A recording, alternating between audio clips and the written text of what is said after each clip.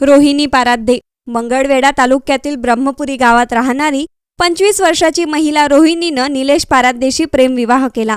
आंतरजातीय विवाह करून हे दोघेही पुण्यात राहायला लागले. पुण्यात असताना दोघेही रील करायला लागले. रीलच्या माध्यमातून सोशल मीडियावर हे जोडपं चांगलंच प्रसिद्ध झालं. त्यानंतर आपल्या मूळ गावी परतलेल्या दोघांनी हॉटेल ग्रामपंचायत नावानं हॉटेल व्यवसाय सुरू केला. हॉटेलमधील रोजच्या खेडीमेडीच्या वातावरणातील रील बनवून रोहिणी आणि निलेश दोघेही प्रसिद्ध झाले आणि त्यांचं हॉटेलही यशाच्या शिखरावर जाऊन पोहोचलं. सोशल मीडियावरच्या या प्रसिद्धीमुळे त्यांच्या हॉटेलमध्ये सोलापूर आणि आजूबाजूच्या जिल्ह्यातून लोक यायचे. रील्स आणि हॉटेल ग्रामपंचायतच्या चविष्ट जेवणामुळे रोहिणी निलेशची जोडी थोड्याच वेळात चांगलीच फेमस झाली. पण 26 मेला रोहिणीबद्दल एक धक्कादायक बातमी समोर आली. ज्या हॉटेलमुळं ती सोलापूर जिल्ह्यात प्रसिद्ध झाली होती त्याच हॉटेल ग्रामपंचायतच्या किचनमध्ये तिनं स्वतःला संपवलं. लोकांनी हॉटेल ग्रामपंचायत समोर मोठी गर्दी केली. संध्याकाळच्या सुमारास रोहिणीच्या मृतदेहावर अंत्यसंस्कार करण्यात आले. पण रील स्टार असलेल्या रोहिणीनं एवढं टोकाचं पाऊल का उचललं? सगळं काही सुरळीत असताना तिने स्वतःला का संपवलं असे गंभीर प्रश्न विचारले जातात. या संदर्भात पोलिसांनी प्राथमिक माहिती दिली असून यामागे कौटुंबिक वाद असल्याचा संशय व्यक्त केला जातोय. पण रोहिणी नक्की कोण होती? प्रथमदर्शनी तिच्या मृत्यूमागे कोणती कारणं सांगितली जातात? पाहूया या व्हिडिओमधून. नमस्कार मंडळी, तुम्ही पाहताय crime story teller one Marathi YouTube channel. सोलापूरच्या मंगळवेढा तालुक्यातील ब्रह्मपुरी गाव इथला निलेश पाराध्ये हा स्थानिक पत्रकार म्हणून काम करायचा. सोशल मीडियाच्या माध्यमातून परिसरातल्या बातम्या लोकांपर्यंत पोहोचवायचा. साधारणपणे 4 ते 5 वर्षाआधी त्यानं गावातच राहणाऱ्या रोहिणीसोबत प्रेमविवाह केला.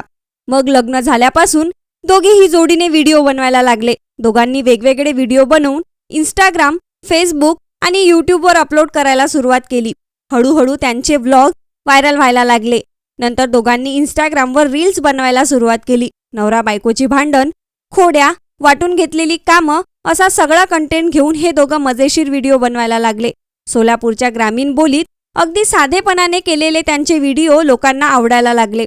बघता बघता त्यांच्या रील्सला लाखात व्ह्यूज मिळायला लागले.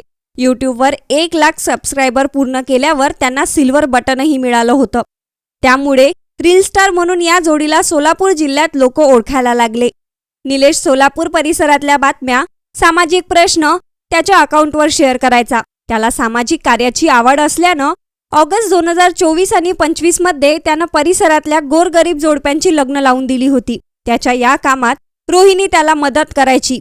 रील आणि सामाजिक कार्यातून मिळालेल्या प्रसिद्धीनंतर त्यांनी आपलं उत्पन्न वाढवण्यासाठी स्वतःचा व्यवसाय सुरू करायचं ठरवलं. ऑगस्ट 2025 मध्ये त्यांनी गावातूनच जाणाऱ्या सोलापूर मंगळवेढा हायवेवर हॉटेल ग्रामपंचायत सुरू केलं. स्वयंपाकाची पूर्ण जबाबदारी रोहिणीकडेच होती.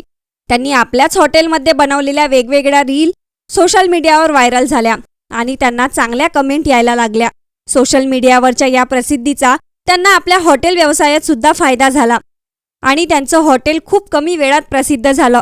फक्त मंगळवेढा सोलापूरच नाही तर आजूबाजूच्या इतर जिल्ह्यांमध्ये लोक सुद्धा हॉटेल ग्रामपंचायतमध्ये जेवण करायला येऊ लागले आणि यात अगदी मोठ्या राजकारण्यांचा सुद्धा समावेश होता. दोघांनीही स्वबळावर आपल्या नवीन व्यवसायाला सुरुवात केली आणि कमी काळात तो यशस्वी सुद्धा करून दाखवला. पण 26 मेच्या दुपारी रोहिणीनं तिच्याच हॉटेलच्या किचनमध्ये गळफास घेऊन स्वतःला संपवल्याची बातमी आली. या बातमीनं सगळ्यांनाच धक्का बसला. स्थानिक पत्रकारांनी दिलेल्या माहितीनुसार 26 मेच्या दुपारी 2च्या दरम्यान रोहिणी आणि निलेश हे दोघेही नेहमीप्रमाणे हॉटेल ग्रामपंचायतमध्ये होते. दरम्यान कुठल्या तरी कारणावरून दोघांमध्ये वाद झाला. थोडा वेळ झालेल्या बाचाबाचीनंतर रोहिणी हॉटेलच्या किचनमध्ये निघून गेली. ही गोष्ट निलेशला साधी वाटली. त्यामुळे तो बाहेर बसून मोबाईल बघत बसला होता. पण बराच वेळ झाला तरी रोहिणी बाहेर आली नाही. तिचा आवाजही येत नसल्यानं निलेश तिला बघण्यासाठी किचनकडे गेला. निलेशनं रोहिणीला हाका मारल्या पण तिच्याकडून कोणताच प्रतिसाद न आल्यानं निलेशनं धक्का देऊन दरवाजा उघडण्याचा प्रयत्न केला. त्यानं किचनच्या खिडकीतून आत बघितलं तेव्हा त्याला रोहिणी पत्र्याखाली लावलेल्या अँगलला गळफास घेऊन लटकलेल्या अवस्थेत दिसली. हे दृश्य पाहून धक्का बसलेल्या निलेशनं लगेच आजूबाजूच्या लोकांना बोलावून किचनचा दरवाजा तोडला. रोहिणीला खाली उतरवून अकलूजच्या ग्रामीण रुग्णालयात नेण्यात आलं. पण डॉक्टरांनी तिला तपासून मृत घोषित केलं. 2 दिवसाआधीच निलेशनं अपलोड केलेल्या व्हिडिओमध्ये ती अगदी आनंदात असल्याचं दिसत होतं. मग अचानक तिने हे पाऊल का उचललं असा प्रश्न आता उपस्थित होतोय। या सगळ्या संदर्भात रोहिणीचे सासरे विलास पाराद्दे यांनी माध्यमांना प्रतिक्रिया दिली की रोहिणीला असं पाऊल उचलायला अचानक काय झालं हेच कळेना।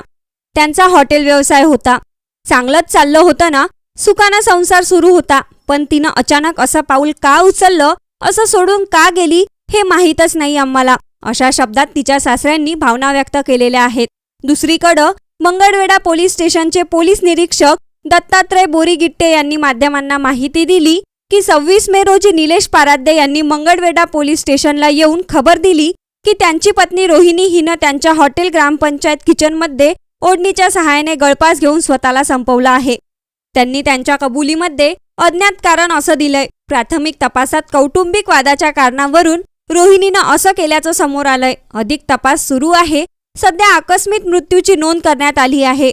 या संदर्भात स्थानिक पत्रकारांनी दिलेल्या माहितीनुसार रोहिणी आणि निलेशनं मंगळवेढा तालुक्यातच 2 ठिकाणी नव्याने हॉटेलच्या शाखा सुरू केल्या होत्या, पण दोन्ही नवीन शाखांचे व्यवस्थापन करणं, त्यांची आर्थिक गडी नीट बसवणं आणि हॉटेल उत्तम रीतीने चालवणं या गोष्टी करताना त्या दाम्पत्यांची मोठी तारेवरची कसरत होत होती। या वाढत्या व्यवसायाच्या व्यापामुळे आणि आर्थिक गणितांमुळे दोघांमध्ये काही दिवसांपासून वाद आणि मानसिक तणाव निर्माण झाल्याची जोरदार चर्चा आहे। याच रागाच्या भरात रोहिणीनं हे टोकाचं पाऊल उचललं असावं असा प्राथमिक अंदाज व्यक्त केला जातोय। तर दुसरीकडं रोहिणीचा निलेश सोबतचा हा दुसरा विवाह असल्याचंही सध्या समोर आलं आहे। त्यामुळे नक्की दोघांमध्ये काही मतभेद होते, व्यवसायाचा आर्थिक ताणतणाव होता की अन्य काही खाजगी कारण होतं, याबाबत पोलीस सर्व बाजूंनी तपास करत आहेत। पण या सगळ्यांमध्ये रोहिणीच्या माहेरच्यांची भूमिका अजून समोर आली नाही आहे। त्यांनी निलेशबद्दल किंवा रोहिणीच्या मृत्यूबद्दल कोणतीही तक्रार केली नाही। त्यामुळे या संदर्भात काही माहिती पुढे येते का हे पाहणं महत्त्वाचं असेल। थोडक्यात प्रथमदर्शनी आर्थिक तणतणाव किंवा कौटुंबिक कलहातून रोहिणीनं स्वतःला संपवण्याचा टोकाचा निर्णय घेतला असावा असा अंदाज सध्या पोलिसांकडून आणि स्थानिकांकडून व्यक्त केला जातोय।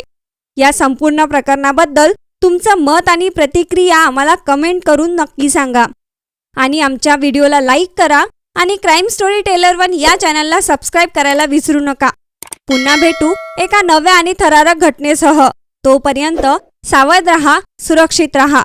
धन्यवाद।